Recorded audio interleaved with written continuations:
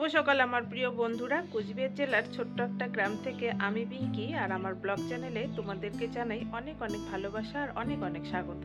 তো তোমরা যে যেখান থেকে আমার ভিডিওটা দেখছো, আশা করছি সবাই তোমরা ভালো আছো, সুস্থ আছো, আর আমরাও ভালো আছি। তা কালকে রাত্রের ঘটনা বলি। কালকে রাত্রেবেলা যখন আমি বিছানায় গেলাম শুইতে, তখন বিছানাটা দেখি ভিজা ভিজা। তো যাই হোক, আমি তোমাদের দেখাতে দেখাতেই বলি ব্যাপারটা।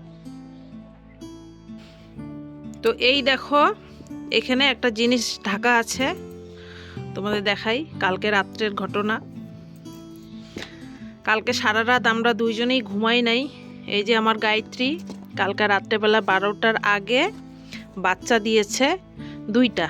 এই যে, আর এত ওর বাজে অভ্যাস, সবসময় ও বিছানায় ঘুমায় জন্যে বাচ্চা দেওয়ার পরে সারাটা রাত অত্যাচার করেছে। বাচ্চা দুটোকে নিয়ে শুধু বিছানায় গেছে, মানে ও লেপের ভিতরেই ঘুমাবে। তো আমরা তো কিছুতেই মানে বিছানায় উঠতে দেই নেই, উঠেছে কিন্তু ওকে নিয়ে আর শুই নেই। তো এইখানেই পরে বাধ্য হয়ে ভোরবেলার দিকে আমার বর এইভাবে চাপা টাপা দিয়ে ঢেকে রেখেছে যাতে বের হতে না পারে। মানে কালকে রাত্রেবেলা একটা যা যুদ্ধ হয়েছে তার বলার মতো। বিড়াল বাচ্চা দিলে তো অসুস বলে কিছু হয় না, তো তবুও বিছানায় যেহেতু কালকে একটু ওই মানে থলিটার যে জলটা সেটা পড়েছে, তাই বিছানাতেই আমি একটু ভালো করে ডেটল ঠেটল দিয়ে মুছে নিলাম। তো আজকে বের করব না ওয়ারটা এই কারণে, কারণ আজকে আমার একটা অনেক বড় মানে কাজের প্রেশার আছে, তাই আর বের করলাম না। তা দেখো এখন বিড়ালটা সহকারে মানে বাচ্চা সহকারে বিড়ালটাকে বের করে একটু রোদ্রে দিলাম। আর বিড়ালটা না ভীষণ ভয় পাচ্ছে এই কুকুরটার জন্য, হয়তো বারান্দায় থাকবে না কিছুতেই। কালকে বাচ্চা হওয়ার পরেই যে অবস্থা, বিছানায় নিয়ে যাবে না লেপের ভিতরে ঢুকাবে, কম্বলের ভিতরে ঢুকাবে। তো যেহেতু ঘরে বাচ্চা দিয়েছে তাই মনটা একটু খিটখিট করছে, তাই পাপোশগুলো রোদ্রে দিলাম আর চাদরটা ধুয়ে দেবো। একটা চাদর তো ধুয়ে দিয়ে মানে দিল আমার বর, আর বাকিটা আমি দেবো।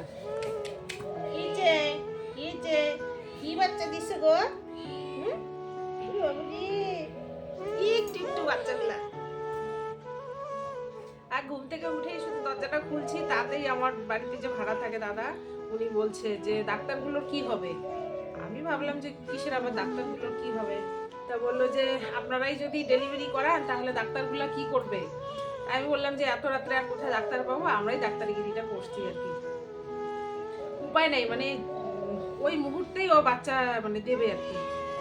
তো ভাগ্যিস আমি টের পাইছি, আর যদি টের না পাইতাম তাহলে কালকে বিছানাতেই ও মানে দিয়ে দিত বাচ্চা। তো চলো এখন কাজকর্মগুলো করি। এই সারা রাত তো এই নিয়েই চললো, কাজকর্মগুলো শেষ করি, কারণ এর পিছনে পড়ে থাকলে হবে না। যাই হোক এখন ঠিকঠাকই আছে। কালকে খুব জ্বালাইছো শোনা, খুব জ্বালাইছো, তুমি খুব জ্বালাইছো আমাকে। কত কষ্ট হয়েছে। প্রথমে তো ভাবছিলাম একটা বাচ্চা দেবে, তারপর আমি তো শুয়ে বসছিলাম, ও তারপরে অনেক রাত্রে, বেশ অনেক রাত্রে বাচ্চা দিছে না একটা। মানে আমি তবু একটু ঘুমাইছি, তোমাদের দাদা তো একটু ঘুমায়নি, একটুকু না।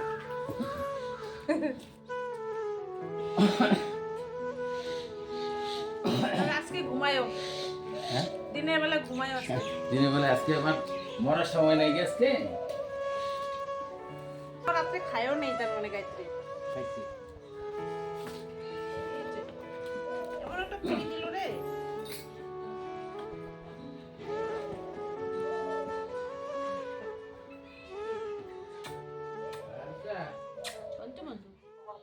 ঠিক আছে, আমি ছবি পাঠাচ্ছি, রাখ। রোদ্রে রাখছি না, অত ভালো দেখা যায় না।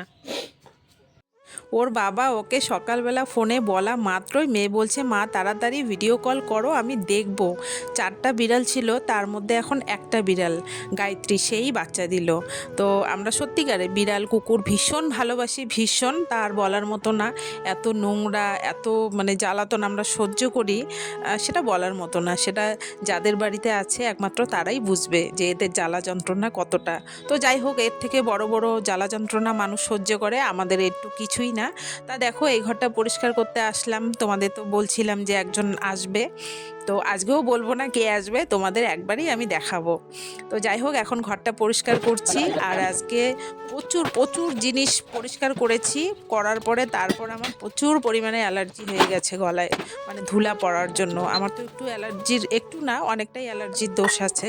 তো খুব অ্যালার্জি হয়ে গেছে। আর এই কাজ করতে করতে বিকাল 4টা বেজে গেছে। তারপর আমরা 5টার সময়, জানো না তো, 5টার সময় ও আর আমি প্রেশার কুকারে ভাত করে খেয়েছি। তা দেখো প্রচুর জিনিস, এগুলো বের করা, পরিষ্কার করা, তারপর আবার ঘরে ঢুকানো, ঘর মোছা।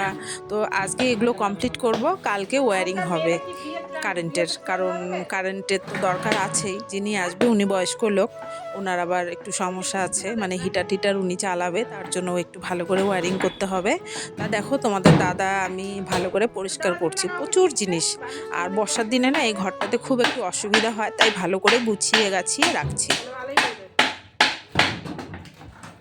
এই ট্রেনটা কাউকে গিফট দিয়ে দেবো। ও মা, ঘরে এসে দেখি বিড়াল তো বিড়ালের জায়গায় নেই, দেখো কোথায় এনে রেখেছে। তোমরা ভাবো রাত্রেই বাচ্চা হওয়ার পরে যে বিছানায় নিয়ে যায়, সে দেখো কি করেছে। দেখো আমি দুটো পোলো দিয়ে ঘুমাই, আর দেখো এই পোলোর ভিতরে এসে ঢুকেছে। কিছু করার নেই, শীতকাল, প্রচণ্ড ঠান্ডা। তো যাই হোক, বিড়ালটা এখানে রেখেছে, ভালো আছে, সেফটি জায়গায় আছে। তা দেখো এই কম্বলটা রোদ্রে শুকিয়ে টুকিয়ে বিছানায় পেতে দিলাম, আর এখন ঘরটা মুছে নেব। তো ভিডিওটা এখানেই শেষ করলাম, টাটা।